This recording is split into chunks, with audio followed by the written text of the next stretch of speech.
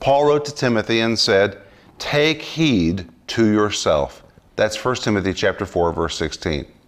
When Paul wrote these words to Timothy, Timothy was in the church of Ephesus. And the church of Ephesus at that time was the biggest church in the world.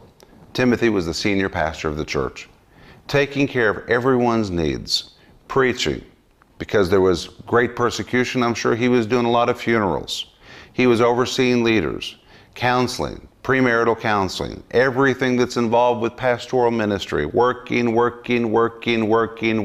and he wasn't married, which means he didn't have anybody to go home to at night, so he could work even more.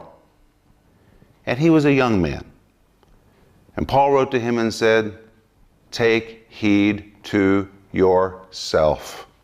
It's very good counsel.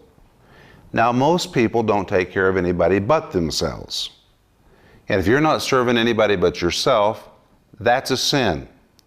But if you're like Timothy, and you never took care of yourself because you were taking care of everybody else, that also is a sin.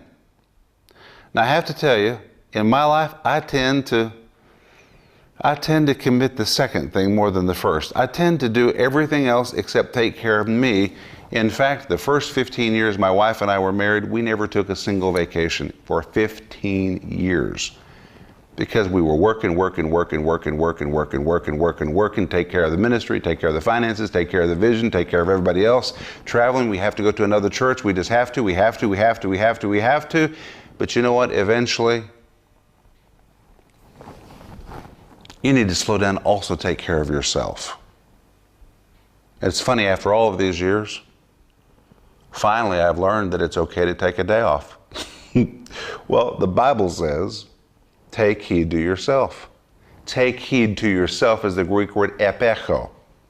The word ep means on. The word echo means to hold. And when you put the two words together, it means to get a grip on something, to lay hold on something, to embrace something. And you could literally translate this, get a grip on yourself. It's pretty good counsel. You need to get a grip on yourself. Lay hold on yourself. One man has translated it, focus on yourself. Now, I'm just a little hesitant to even translate it like that, but that's what it means. The reason I'm hesitant is because there's so many selfish people who already only focus on themselves. I'm not talking to them. I'm talking right now to people who never take care of themselves because they're always busy serving somebody else, which is wonderful. Jesus gave his life, and we need to give our life. But if you're going to be giving your life to other people for a long time, then you also have to take a little time for yourself. That's okay. Here you have a biblical excuse to take a day off. Here you have a biblical reason, a command, that you also need a little time for you.